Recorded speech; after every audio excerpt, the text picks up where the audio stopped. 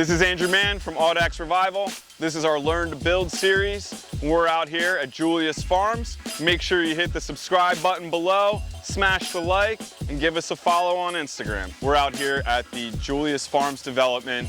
This is our second to last home. We have to frame on site here. Behind me, we have a crew of framers. Got the bottom deck of the home laid out yesterday. We put the first floor joists down, the plywood down for the subfloor, and then this morning they spent a significant amount of time going around and laying out the wall layout for the first floor.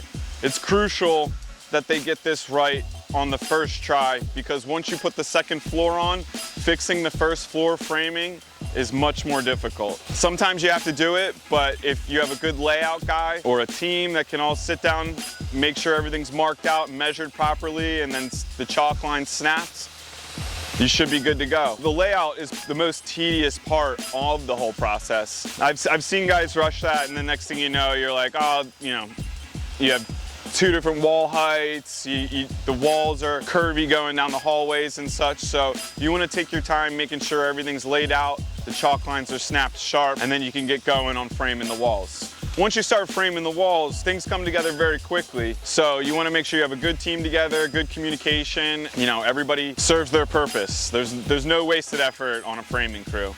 If you see someone standing around when a house is getting framed, you're probably seeing someone that's going to get fired soon. From like the start of the subfloor here on a house this size, it should take about 2 weeks. We are fighting a little bit of weather this time of year in October, so some of the days get rained out and might take a little bit longer, run into 3 weeks. It looks like a lot of work, and this is really where you see the majority of the home, take its shape. This is probably one of the most exciting parts and my favorite part of the construction progress, because the foundation's cool and all, and that's the start of the home, and that's like the roots, but until you see that tree come up out of the ground, there's nothing really to look at.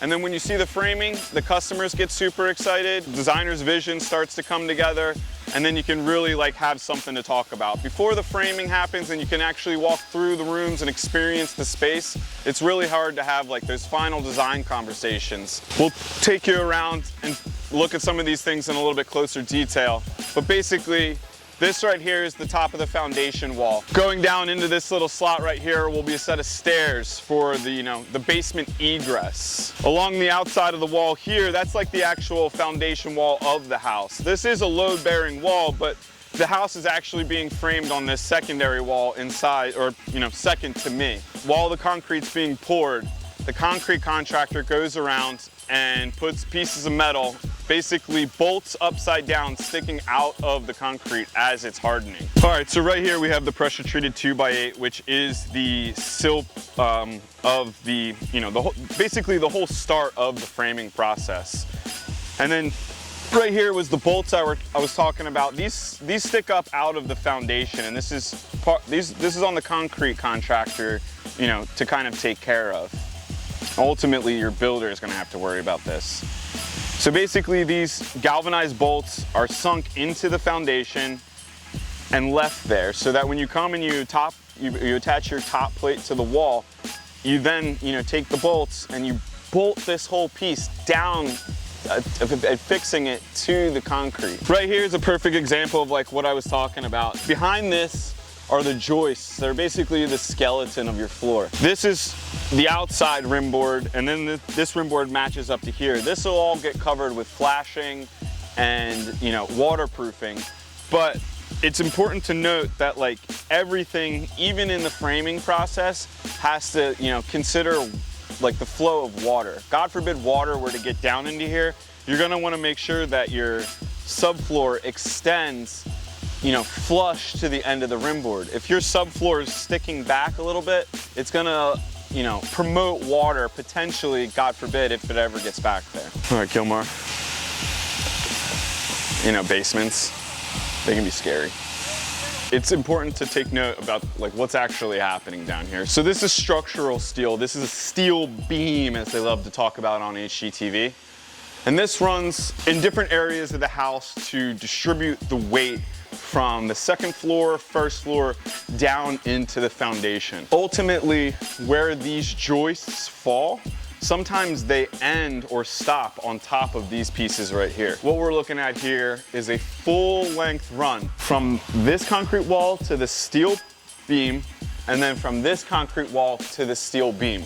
And then the joists connect. Sometimes you can't get joists that are, you know, the length from this wall all the way to this wall. And then on top of that, even if they are that length, they might not be strong enough to support, you know, all of the weight that's being distributed down. So you have to insert a steel beam or some sort of structural member to help, you know, keep that joist from bowing down in here. We can kind of like show you here.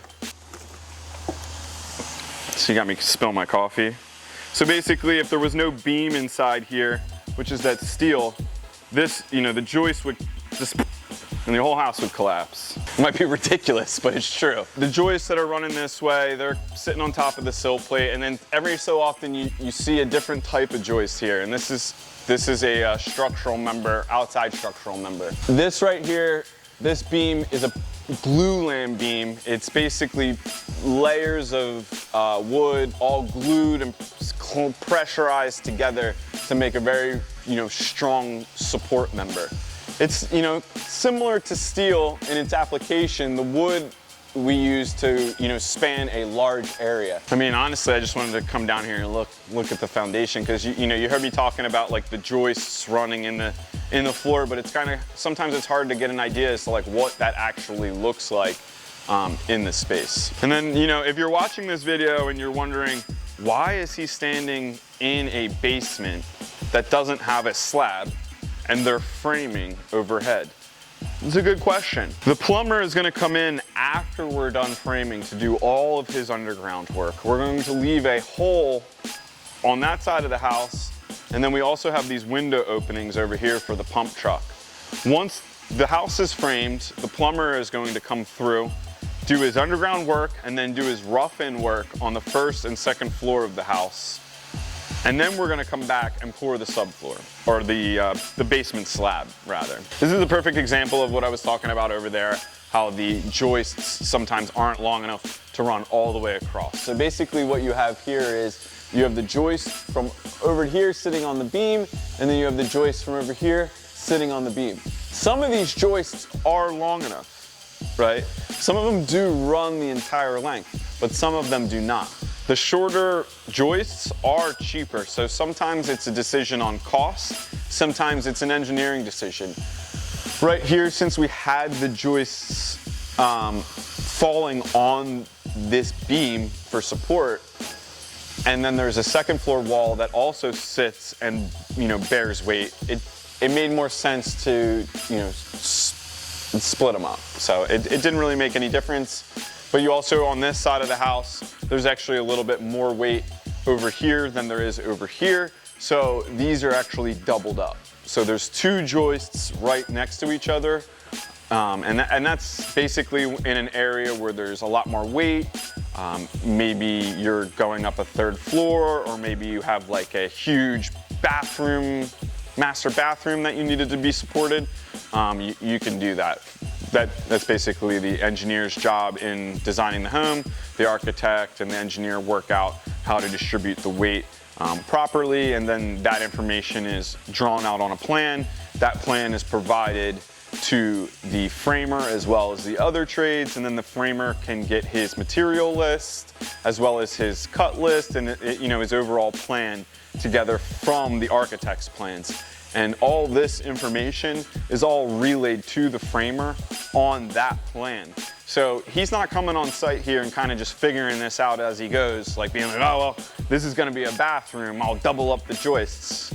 All this information is already ready. So your framer has to be able to read plans. If he can't read plans, he's not gonna be able to navigate the roadmap with a set of schedules and drawings and, you know, directions to put the house together. So one of the, if you're getting into the trades or you're getting into construction, one of the most critical areas to start in is understanding plans. You don't necessarily need to be able to draw plans. Sometimes it's convenient to be able to sketch something out, but you do need to be able to look and understand what all the different items and signatures and symbols mean on a set of plans. And the faster and more accurately you can digest a set of plans, the faster and more accurately you can build a house. So the guys we're trying to stay out of their way as best as possible. Hopefully you can hear me over the compressor.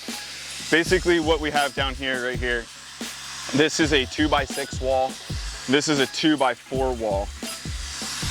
They go around the tape measure and the set of plans, and they mark out and chalk line where all the walls are gonna go and the different types of intersections. That way, when they're going around framing these walls up, all that information is already down on the ground. They can pull their tape measures and they're not constantly going over to the plans to look and see, how big is this wall? How wide is this wall? All that information is taken from the plans and it's applied directly to the subfloor using chalk lines and Sharpies. This is probably my most favorite part of all of construction, doing layout. A good layout makes or breaks a home, especially makes or breaks a framing process. This process, you should really take your time with. You shouldn't rush the layout. If you look over to what they're doing right now, this is like the perfect example. They're, snapping a chalk line from the front wall all the way to this back wall here to make sure that everything is symmetrical. Some of these lines are, actually where walls will go, and some of them are reference points. When you're starting to lay out the wall, you're gonna wanna pick like one area or one long line or one consistent place to pull all your measurements from. If you're going and you're constantly pulling your measurements from different places, you're gonna run into a situation where not everything lines up as well. So they're basically squaring up that side of the house right now. They're gonna snap a chalk line from the back of the house to the front of the house and then take a bunch of measurements from all the walls to make sure that first initial chalk line is straight and parallel with what it needs to be parallel with. And then they'll start pulling all the other walls off of that chalk line from there. And once everything is laid out, they'll start framing. The walls will go up really quickly. They'll put the second floor joists on, and they'll have to do the whole process over again on the second floor, laying everything out and making sure everything's good to go. It's a little bit quicker on the second floor because you already have information to relay from, but you still want to take time with laying out the second floor, and we'll come back around when they have that done, and take a look at that as well. We'll send the drone up periodically as they're working on this today and tomorrow to capture some footage of the house coming together. As I said before, this is this is the best part of the construction right here. The wood smells nice. You got the saws going, nail guns going. You got a large group of guys having a good time. Outside, it doesn't get any better than this. Learn to Build series. This was a little bit of framing over at Julius Farms. I'm Andrew Mann, Audax Revival. Make sure you hit the subscribe button, smash the like, and give us a follow on Instagram.